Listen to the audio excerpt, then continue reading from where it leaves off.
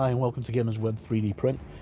Today I'm going to do something slightly different because today I'm actually going to have a look at how you start setting up things for 3D printing.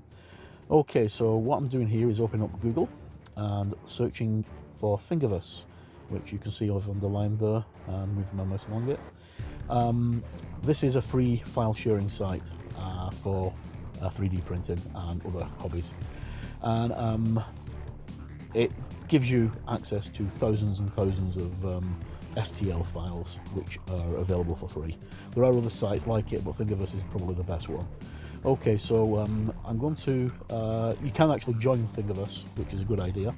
So what I'm going to do is I'm actually going to search for a file. I just type in the parameter here. I'm searching for Iron Man Test Flight, which is a file that I've downloaded before and printed before, which is the reason why I'm doing it on this video. Okay, so we have two options there for Iron Man Test Flight, and what I'm going to do is I'm going to click on both of them, and I'm actually going to download both of them and print both of them and do a side by side. So this one I haven't actually printed, the other one I have printed, but this one I haven't, and these are going to go in my Iron Man collection. As if you've seen my Marvel Crisis Protocol proxies, you'll see my Iron Man collection is quite large and it's getting bigger all the time. Okay, so it downloads in about 4 or 5 seconds, and this part here is very important. This is the Creative Commons license for the file. These are all the attributes that you open in another page.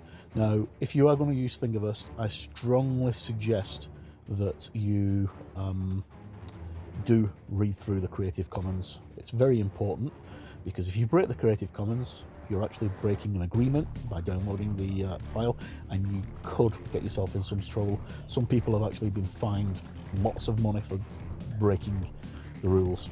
Okay, so downloaded that file. It took probably about 5-6 seconds to download, and this is the one that I have printed out before, but I am going to download it again, and I just follow the same procedure. Now, I'm not sure how well this video is going to look out, because I've never tried using this before. For some reason, my capture software will not allow me to show files on my desktop. So when I open a file, it basically you just see the mouse moving around. You don't actually see the Windows desktop or anything like that opening up. So basically, that's what kind of happens with using Windows Media Grabber. And I did try using Screen Recorder 3, but for some reason Screen Recorder 3 was doing the exact same thing, and then when I went to edit it, it wouldn't let me edit it. Anyway, right, that's enough waffling on. I've downloaded the files, so got them unzipped. They're on my PC, and now gone into Qt-Box. Qt-Box is the default program that I use for slicing all my files, because the files aren't printable straight off the bat. You've got to actually prepare them to be printed. So I go into Qt-Box, and as you can see, my mouse is hanging in midair. And what I'm actually doing there is I'm actually looking for the file, and I'm selecting the files, and they'll just suddenly mysteriously appear on the bed, as if by magic. And there they go, they're being loaded. Now, I downloaded all of them, and I've just put them all on the bed, and I am now going to organize these a little bit better. Right, see where we are. Yeah, so I'm going to go to auto arrange, which doesn't do very good because it kind of centers them, but not the way that I want them. So I can move them around. This is where the quality starts going a little bit. I think it might be the video card in my PC. I'm not exactly sure, because I'm not very technically minded. Okay, so on the screen is a very important tool. That's a little white box next to the dustbin icon that has all your files on it. That allows you to select all of your models.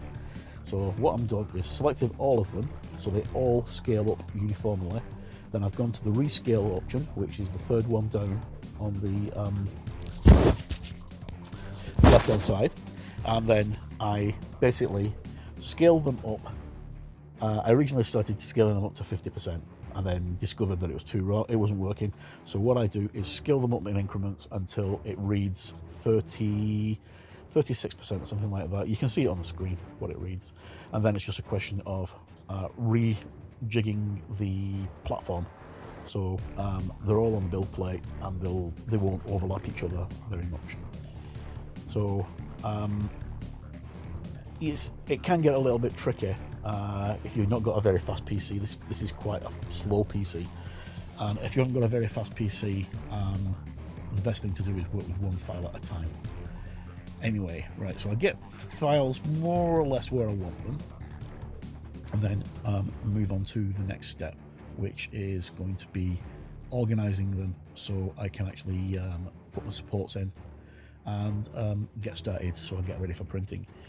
Now, as we look here, you'll see that one of the Iron Man, the one with the helmet at the side of him, is lying flat, and the other one's at an angle. The one at an angle's at an angle because he doesn't print very well if you're lying flat.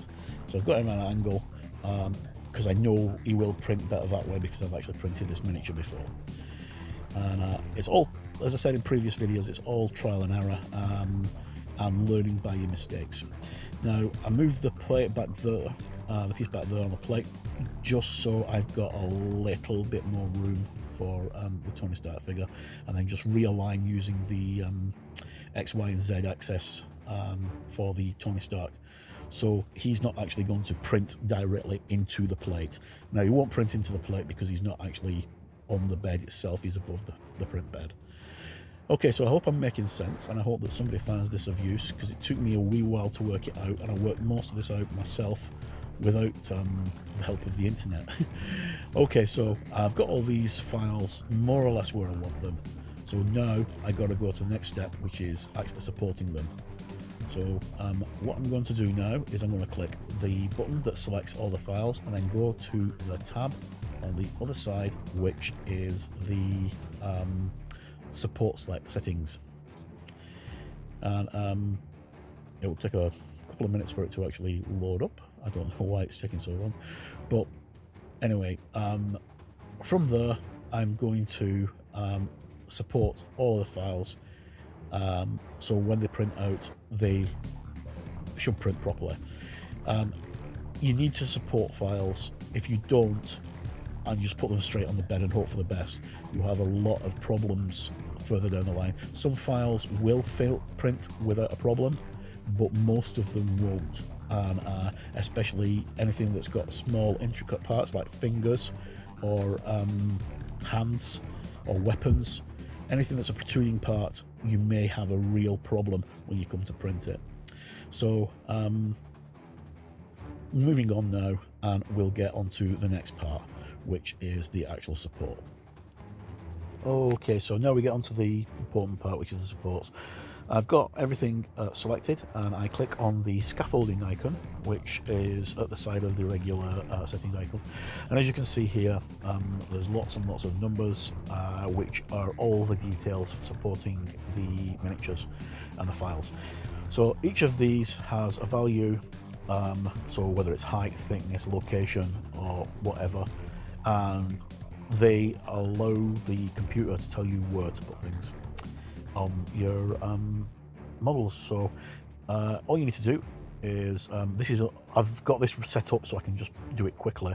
You hit platform and it will build everything directly down to the platform, and I've got it set so it produces a raft, which is a support base for the miniatures. Now, it doesn't take very long for the support files to actually build up. They go quite quickly. Again, I apologise for the poor quality here. My graphics card is not very good in my PC.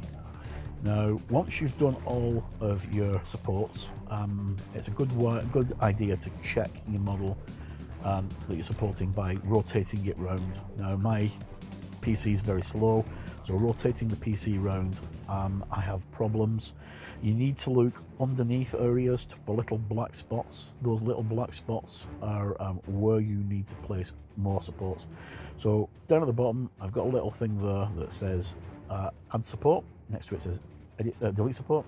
I'm going to place a support underneath Tony Stark's chin, and then one big support on his hand, because I know that from previous experience that fingers and chins cause problems, especially chins. Chins tend to not print properly unless they're supported, and you can end up with a piece of chin missing, which can totally ruin an entire print. And if it's a large model, that's a real pain in the neck.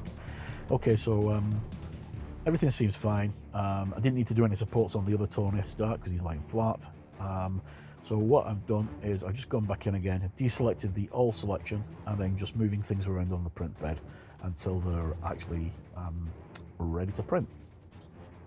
And once I'm happy with that, I'm going to go down to slice, and that will slice the image and get it ready to be printed. Now this is very fast. It happens really, really quickly if you have the right settings on your duty box. And this tells me exactly how long it's going to come up, how much resin I'm going to use, although I've got that disabled on my duty box because I don't need it. And then basically at the bottom you've got all these options here which tell you your retraction speed, your layer speed, your layer height, your on and off for your exposure times and all that kind of stuff. Don't be frightened by it, everything will be fine.